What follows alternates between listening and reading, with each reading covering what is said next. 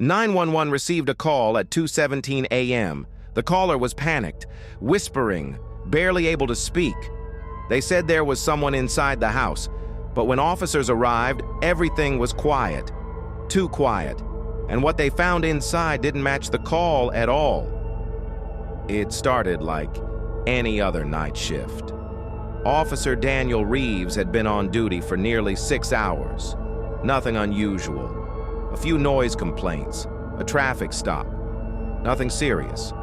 Until the call came in. Dispatch flagged it as high priority, possible home invasion. But something about the call didn't sit right. The audio recording was short. A woman's voice, shaking, whispering. "There's someone in my house. I can hear them. Please, don't make noise." Then, silence. No scream, no struggle. Just dead air. Dispatch tried calling back. No answer. And that's when Officer Reeves was sent to the location. And that's where things started to fall apart. The house was located in a quiet suburban neighborhood. No lights on, no movement, no signs of forced entry. Everything looked normal. Too normal. Reeves stepped out of his patrol car, scanning the area. No broken windows, no open doors. If someone had broken in, they left no trace. He approached the front door slowly, hand near his holster. He knocked once. No response. Again. Still nothing. Then he tried the door handle. It was unlocked. Reeves pushed the door open carefully. "Police department," he called out. Silence. The air inside felt heavy, like the house itself was holding its breath. He stepped inside. Living room, clean, furniture untouched, no signs of struggle, nothing out of place. But that didn't make sense, because the call was real. Then he noticed something, a phone, sitting on the coffee table, screen cracked, still on, and it was recording. Reeves picked it up. The recording was still running, and what he heard next didn't match the call dispatch received. The voice was the same woman, but this time, she wasn't whispering. She sounded calm, almost controlled. If you're hearing this, it's already too late. Reeves froze, because that's not what dispatch reported. That's not what anyone expected. So which version was real? Reeves called it in, requested backup, then continued clearing the house. Kitchen, empty.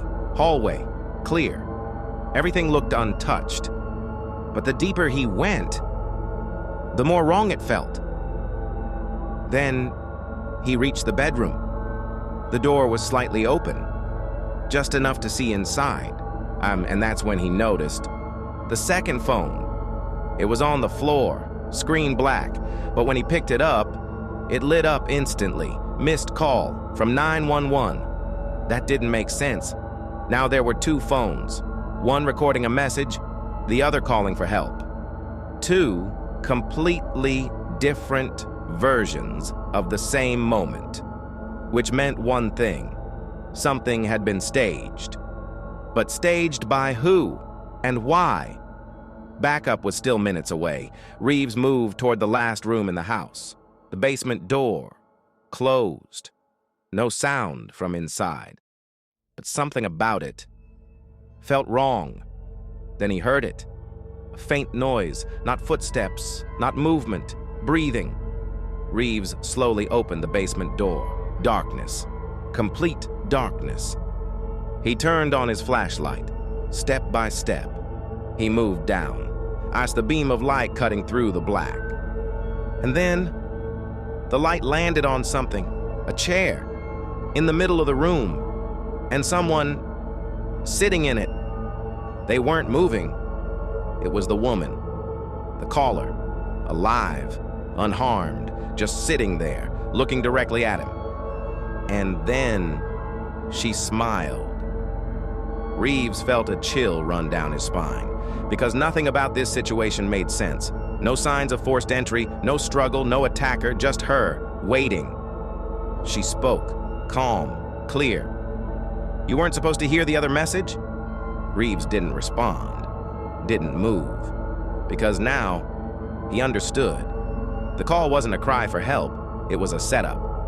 For who? That part was still unclear, but one thing was certain: the situation on scene never matched the call. Because the call was never meant to.